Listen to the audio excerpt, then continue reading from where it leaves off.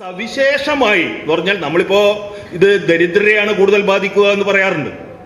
പക്ഷെ ഇന്ത്യൻ സാഹചര്യത്തിൽ ഈ ദരിദ്രരിൽ തന്നെ അതിദരിദ്രരും വിദ്യാഭ്യാസത്തിനോ ഭൂമിക്കോ പോലും ഈ പറയുന്ന സവർണ മേധാവിത്വത്തിന്റെ ശ്രുതി അല്ലെങ്കിൽ സ്മൃതി പരമ്പരകൾ സൃഷ്ടിച്ചിട്ടുള്ള തടസ്സങ്ങൾ നിമിത്തം, അടിച്ചമർത്തൽ നിമിത്തം ഇവിടുത്തെ ഭൂപരിഷ്കരണത്തിന് ഭൂമി കിട്ടാതെ പോയത് അതുകൊണ്ടല്ലേ. ഇവിടെ എല്ലാവരും വിദ്യാഭ്യാസത്തിലേക്ക് പോയത് കുറച്ചൊക്കെ ഭൂമി കിട്ടിയ വിഭാഗങ്ങളാണ്.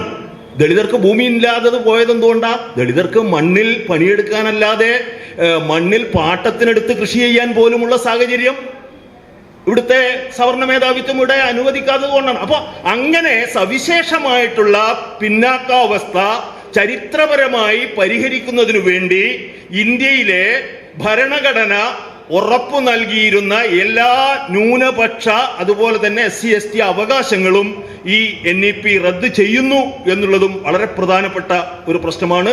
അതുകൊണ്ട് ആ വിഭാഗങ്ങളെ സവിശേഷമായി തന്നെ നമ്മൾ അഡ്രസ് ചെയ്യേണ്ടതുണ്ട്. അവരുടെ ഭരണഘടനാപരമായ അവകാശങ്ങൾ സംരക്ഷിക്കണം എന്നുള്ള മുദ്രാവാക്യങ്ങൾ വളരെ പ്രധാനമായി തന്നെ ഉയർത്തേണ്ടതുണ്ട്